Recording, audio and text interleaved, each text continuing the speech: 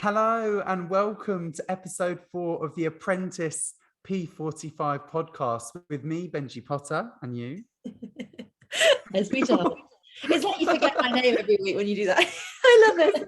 Silly, isn't it, that intro? It's like a 1950s sort of like cabaret intro. But I feel like it's a bit weird. Like once you start it, if you suddenly stop, people are going to be like, "What?" Well, I say that like we've got people really listening into that sort of detail, but we listen to that detail. You got to give the fans what they want. You have. So you've made it this far to episode 4, and just how many are there in total? Do you know? I actually don't know. We're 12 weeks. 12, something like that. Yeah. All right, well, we're about a third of the way through then, are we? Yeah, if you're wondering how much of this you have to sit through, we're about a third of the way through.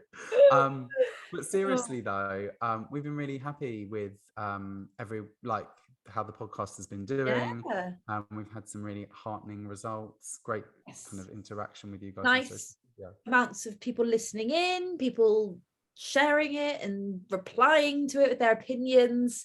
And if you are we have many a silent listener, because we know the numbers of who listens, and we're not getting that many responses. If you are a silent listener, come and say hello on Twitter, drop us a tweet. We do appreciate it. We're at Apprentice P45. Is that what we are? P45 podcast? P40. We're on Twitter. If you type in Apprentice P45 podcast, we do come up, but I can't remember what. I'll look it up now because I think that's probably a thing I should know. It's at Apprentice P45. We're on Twitter. Type us in, tweet us, say hello. I've listened to episode 4. We'll appreciate you. Anyway, how are you? You all right? I'm good. Yeah, I got one of the contestants get in touch with me this week and tell me off for not being very nice about them. Apparently, you did. I did. Yeah. You didn't mention this. Well, no, because this is the podcast where we discuss The Apprentice. I like to be told things. Well, who was it? Can I know who? Yeah, of course. Yeah, Navid said he wasn't very happy that I said he'd got his 5 minutes of fame. Oh, how did he reach out to you? He tweet messaged me, but Navid, I want to apologise because I shouldn't say stuff like that. It was 10 minutes.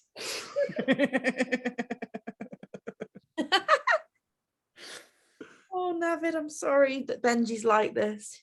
He doesn't mean it. It's an Apprentice P45 podcast, literally about the show. If we liked everyone and criticised their business acumen, well, we wouldn't be watching The Apprentice, would we? For starters, he that would be DM'd a Dragon's Den podcast. Yeah, he DM'd me. Did you reply? What did you say? I said exactly what I said to you. It's an Apprentice podcast. Like, this is what we anyway. Anyway, I hope he continues listening, and I'll know if he continues listening because he'll probably message me now. But did he say it after listening to one of our episodes? Yeah, that's the only way he knows what I think. Or did you tweet something? No. Oh, he's been listening. Oh, Navid, hi. Don't sound so surprised. I don't know. Hi, Navid. I hope you're enjoying the podcast. I'm not as mean about you, if that helps. I'll be the little I'm nice about everyone. I'm nice about everyone. I worry too much about the public image. Right, just get on with the podcast. Right, okay, sorry. Let's talk about the very start. Alex didn't want to be PM, but he thought about it. He sort of said like, oh, maybe I could be PM if nobody else comes forward, didn't he? And Amy, our beloved Amy, kind of said like, I think you should. I don't think she was doing it in a nasty way. She was being like, I think you should do it. Like, because obviously something's been said in the house where he said he wants to maybe, or she thought he was good for it. So she was like, why don't you do it? And also, as she said later on in the episode, he didn't have to say yes. I was surprised that no one wanted to be PM. It might have been to do with the task, which we'll get onto shortly. But I have to say, I think when Akshay's on your team, it's a bit of a poison chalice being PM, making any kind of decision when people are so contrary. So maybe that's why. I'm not sure. Well, he did step up, to be fair to him, and said he'd be PM, which is like, if you don't want to do it, if you don't think you're qualified, that is like, and like I was to say a nice thing to do, but it is like a brave move, because you are likely to be in the bottom 3, as we've found out most weeks. Well, you've got 50% chance of being in the bottom 3. If your team loses, you'll definitely be in. So I think, I bless him. I did feel a bit bad for him, because he did look a bit like he was backed into a corner, but I don't think that's what Amy was intending. Does that make sense? Yeah, and I agree with you. Of course I do, because Amy's the only contestant that I'm nice about on this podcast. But you don't seem to like. Catherine gave this half-hearted, well, I'll do it if no one else, really no one, even Lord Sugar wants she's to looking do around, it. she's like, Tim, you want to do it? Yeah. And she was obviously going to pay for that comment later in the boardroom, wasn't she? Yeah, she did. Do you want to talk us through what we did, what they did, not we the watched. task? Yes. I didn't get it. I didn't get the task. There was so many parts to this task.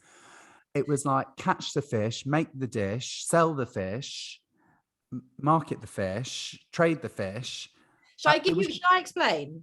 Yeah, go on, I think please. I'm not saying, I don't know if I have missed anything. So they had to catch 2 types of fish. They had to decide what they were going for.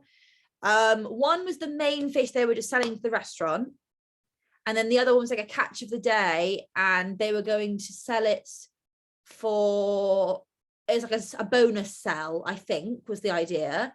And whatever their catch of the day was, they were also going to make into a product they could sell to the public. So they had the corporate sales they did at the start, which was like a hotel or whatever, and they sold like a big bulk. And then the second one was like selling on the streets, when they made a recipe and they actually cooked it. Now, my thought about this thing, this is a podcast. This is a show about business, right? And today's episode there's a lot of other stuff like fishing. Like, I don't think it's fair to be judged on how much fish they catch, or how good a chef they were and how much product they sold. Like, I know they didn't really get reviewed on that, but it did feel there's a lot of steps to it that was nothing to do with business. What are your thoughts? I totally agree with you, to be honest with you. I mean, there was a lot of stuff which made for good telly, but didn't necessarily involve business. And I thought that was a shame, because that's what we're there for, right? Yeah, in Apprentice of yesteryear, they might have had a catering team that was a catering company to actually make the recipe. Yes. Or they would have got fishermen to fish the fish, or they would have just gone to the fish market and bought the fish, and it would have all been in the choice of the fish and the business decisions. Anyway, I don't want to say the word fish anymore, dish or trade, but needless to say, it was quite a confusing task. I did also enjoy when they did the interview. You know how small the little boats were that they were on? They were on these tiny little boats, and they do the interview, and they'd be like, yeah, I just think Benjy is really rubbish at presenting. They'd say they're like nasty little comments. But they were on this like tiny little fishing boat. And I was like, are they not all just stood outside the camera watching them do each take? Like, that's what makes it felt very staged, that section. You kind of think like they all can hear this, right? They're all sat on the same sort of. I didn't notice that, but I love that you did. Yeah, just like a 1 meter by 1 meter like rowing boat, and they're all taking turns to be like rude about each other, with the other ones obviously heard. You know what I mean? They were obviously just stood there. Anyway, I thought that was a bit weird.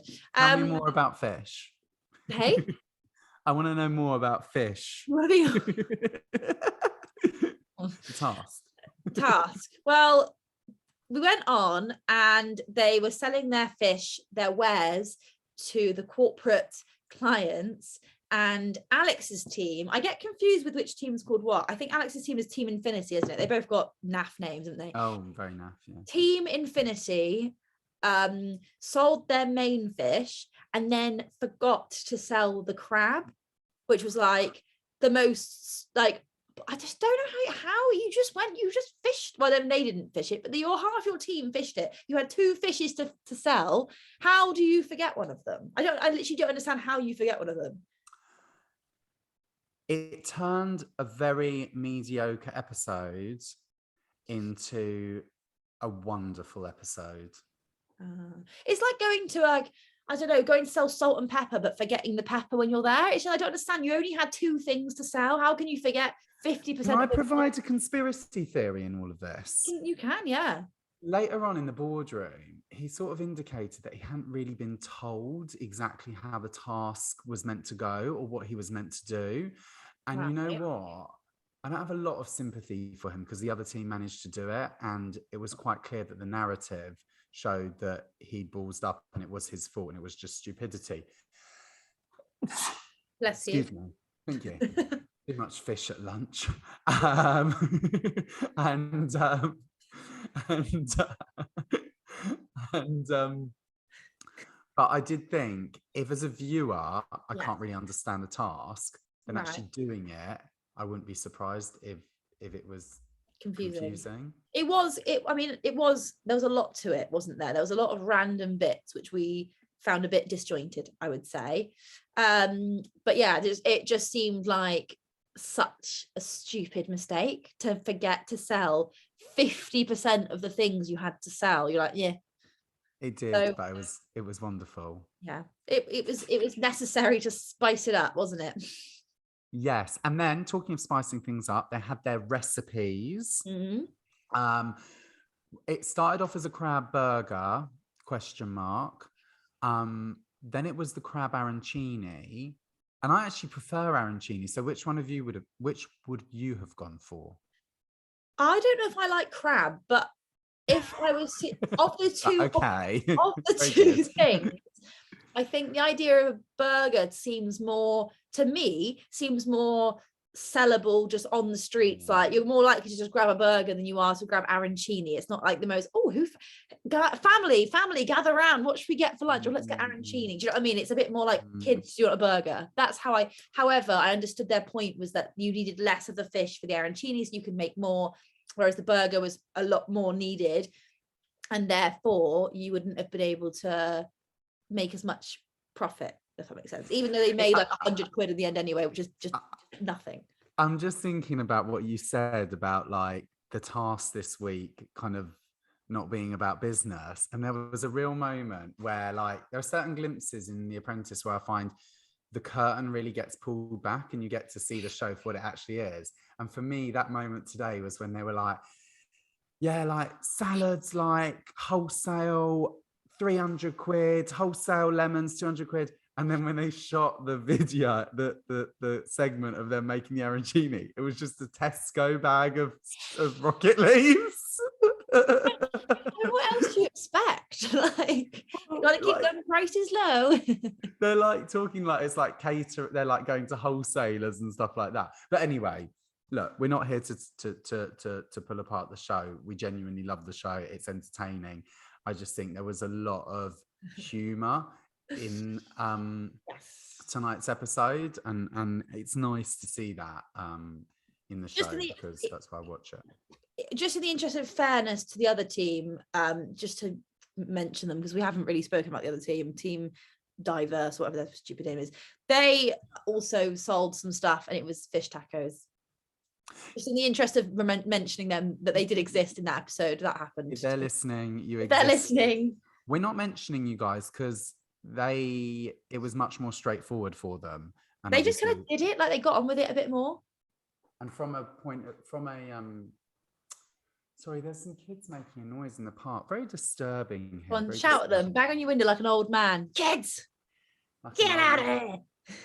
I mean, come on. This is like a glimpse into your future for me. I think I'm looking at you as like an 80-year-old and you're like, them kids won't stop banging on me doors. This is a glimpse into my present, Esme.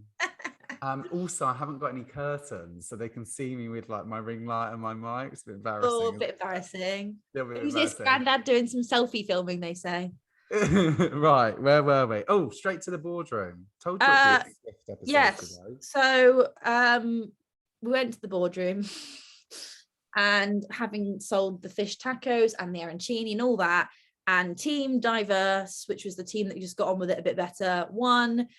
The amount of money they win by is like so little, isn't it? It's like you made 100 quid profit, you made 300 quid profit. It's like if they were a real business, like what a waste of time spending all that time out at sea fishing themselves just like 100 quid. Do you know what I mean?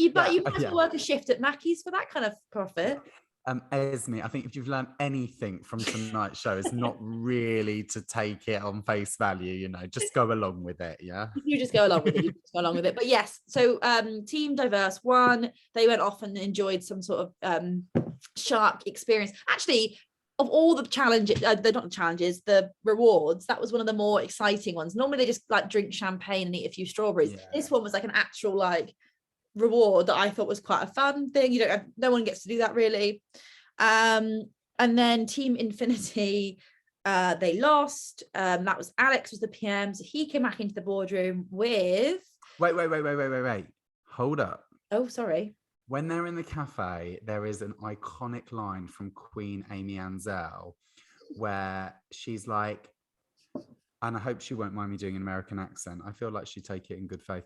She goes, well, Alex, you forgot to sell the crab.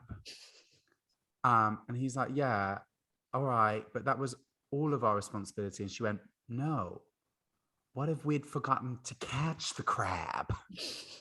And I was like, I mean, iconic. Valid point too.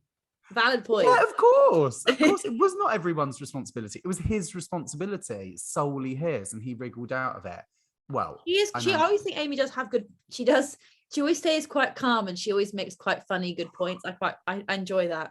Well, who came back into the boardroom? Oh no, because she didn't come back into the boardroom, did she? No, she didn't. But I was convinced that Alex was going to pick her out of spite because she didn't make him, but she was one who basically said, go on, you be PM, and sort of nudged him into it. So I thought out of spite, he was going to bring her back just to be petty, but he didn't, which in fairness, I really thought he would, but he didn't. So she didn't come back. It was Akshay and Catherine. That's the one. There's a lot of blonde women on this show. I did the names blended into one. Catherine and Akshay. Akshay's, what is it, his fourth time losing, third time in the boardroom, bottom three. I was really, I wasn't rooting for him in the sense that he hasn't had the best of luck, but also something about him I find quite chaotic and it's quite funny. Do you think that's why they kept him on? Maybe he's chaotic and it's like funny. Like he seems to get everything crazily wrong, and I enjoy that about him. I think producers kept him on for entertainment. I just you don't want to see everyone doing really well every week, because what's the enjoyment there? And Akshay brings a level of drama and like craziness to each task, and that's what we want. What else can we review if not from someone like Akshay? So, and Alex not saying very meta this week on the podcast, isn't it? We've sort of like taken apart the format points of a modern day reality show. Yeah, perhaps we're being maybe we're being a bit too much. If Navid's watching, is anyone from the Apprentice production team watching? That's the question. Oh God! All right, Esme. They'll be in your DMs next week. They'll be your DMs. Benjy, I spent weeks, months out at sea catching those crabs for them to pretend to sell. I thought it was a great episode. Short, sweet, entertaining. But next week, I never thought I'd say this, a bit more business from The Apprentice. Okay, interesting. What was it next week? We saw the coming up. What was it? Video games. So that's more creative again, isn't it? We're back to the sort of more creative side. But that's interesting though, isn't it? Like seeing how they make it. I mean, we just know the video games will be terrible, won't they? Let's be honest. It's gonna be like Flappy Bird type quality stuff, isn't it? But less, I don't know. Less played. But honestly, it's a nice episode. I liked the variants today and I enjoyed it all the same. You? Last point? Entertaining, not enough business. Keep Akshay in, make Amy Ansell queen. I'll continue right till the bitter end. And on that note, that's the end of week 4 of the Apprentice P45 podcast. I hope you've enjoyed listening. Unless you're one of the contestants, in which case you might not have enjoyed it, as Navid has proved. And I hope if you're not a contestant, you follow us on Twitter at Apprentice P45? I've forgotten it already.